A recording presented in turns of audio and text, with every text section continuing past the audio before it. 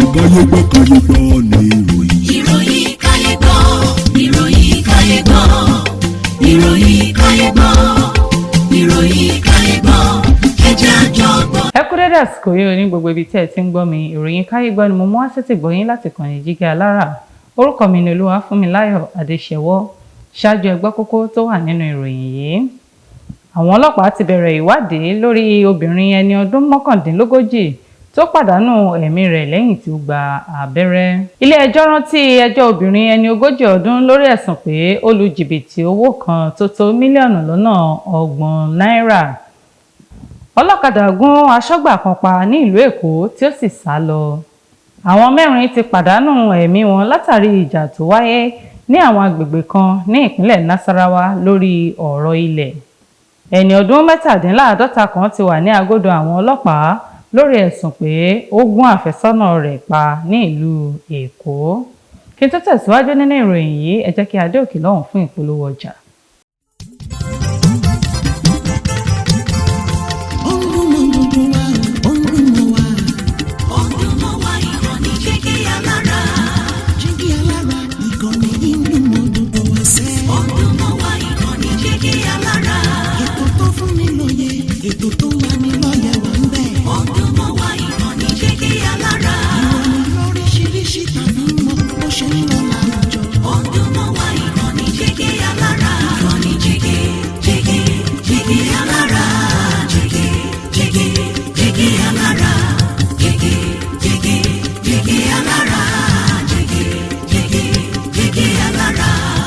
Ìkànnì Jígí Alára 24 bàbá gbogbo.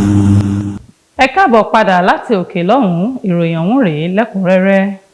Àwọn ọlọ́pàá ti bẹ̀rẹ̀ ìwádìí lórí obìnrin ẹni ọdún mọ́kàndínlógójì tó pàdánù ẹ̀mí rẹ̀ lẹ́yìn tí ó gba abẹ́rẹ́. Látàrí ikú obìnrin ẹni ọdún mọ́kàndínlógójì kan, Afusat Ọlọ́ládé, ní agbègbè Ìtabalẹ̀ ní Ifọ̀ ní ìpínlẹ̀ Ògùn, ni àwọn ọlọ́pàá ti bẹ̀rẹ̀ iṣẹ́ ìwádìí lórí rẹ̀. Ìṣẹ̀lẹ̀ náà ló ṣẹlẹ̀ ní ọjọ́ Ìṣẹ́gun Tuesday.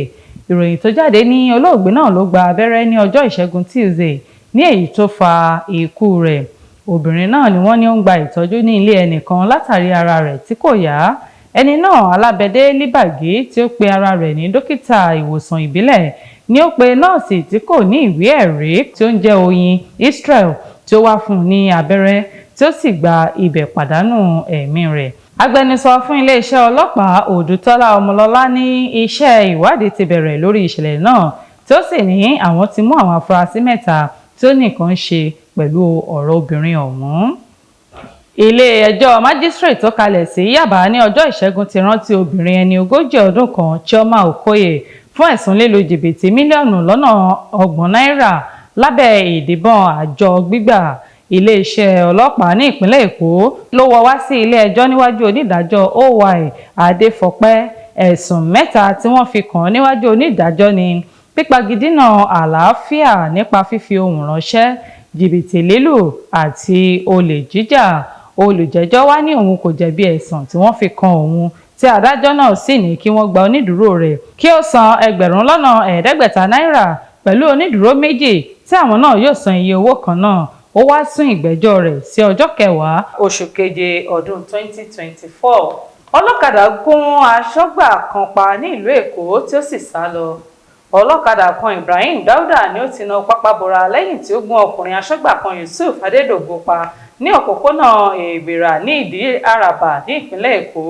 Ìròyìn tó jáde ní ọjọ́ Ìṣẹ́gun Tuesday ní Dauda ló ń gun ọ̀kadà rẹ̀ lọ nígbà tí ìjàmbá kékeré kan ṣẹlẹ̀. Ìjàmbá náà ló fa gbọ́nmi sí omi òtó tí àwọn ènìyàn sì jáde sí wọn ní àdúgbò. Ẹnìkan tí ìṣẹ̀lẹ̀ náà ṣojú rẹ̀ ní Dauda ló gún olóògbé náà tí ó sì sá lọ. Àwọn ènìyàn gbé Àkádògò lọ sí ilé ìwòsàn Lagos University Teaching Hospital fún ìwòsàn, tí aṣọ́gbà náà sì pàdánù ẹ̀mí rẹ̀ níbi tí ó ti gbé gba ìtọ́jú. Alukoro fún iléeṣẹ́ ọlọ́pàá Benjamin Hundeyi ní àwọn ti bẹ̀rẹ̀ ìwádìí lórí ọ̀rọ̀ náà. Àwọn 4 ti pàdánù ẹ̀mí wọn látàrí ìjà tó wáyé ní àwọn agbègbè kan ní ìpínlẹ̀ Nasarawa lórí ọ̀rọ̀ ilẹ̀. Kò dín ní ènìyàn 4 tó ti pàdánù ẹ̀mí wọn, tí àwọn mìíràn sì farapa látàrí ìjà ilẹ̀ tó wáyé ní ìjọba ìbílẹ̀ Kiana ní ìpínlẹ̀ Nasarawa. Ìròyìn tó jáde ní ọjọ́ Ìṣẹ́gun Tuesday ní wàhálà bẹ́ sílẹ̀ ní ààlà Nasarawa sí Benue nígbà tí ààrẹ fún Mmozo UTV ẹ̀ka ti Nasarawa Philip Nongo ń sọ̀rọ̀ pẹ̀lú àwọn oníròyìn. Ó ní àìmọye àwọn olùgbé ni ó ti pàdánù ẹ̀mí wọn ní agbègbè ọ̀hún látàrí ìkọlù. Alukoro fún iléeṣẹ́ ọlọ́pàá DSP Rahman Nansel ní wọ́n ti kó ikọ̀ àwọn ọlọ́pàá lọ sí ìjọba ìbílẹ̀ náà láti lè jẹ́ kí ohun gbogbo lọ ní ìrọwọ́rọsẹ̀. Ẹni ọdún 57 kan ti wà ní agodo àwọn ọlọ́pàá lórí ẹ̀sùn pé ó gún àfẹ́sọ́nà rẹ̀ pa ní ìlú Èkó.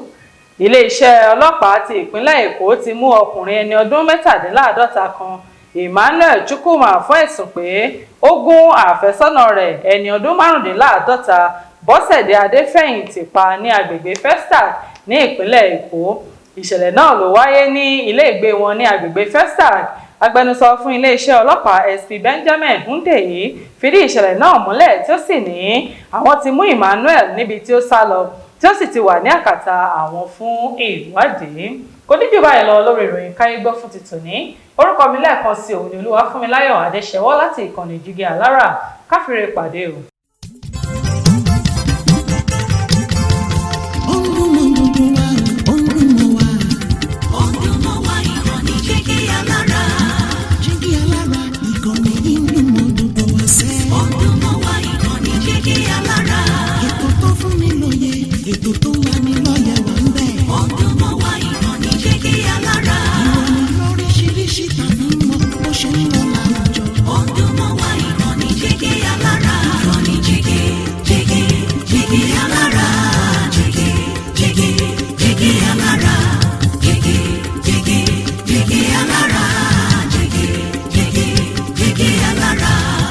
Ìkànnì Jígí Alára 24 bàbá gbogbo.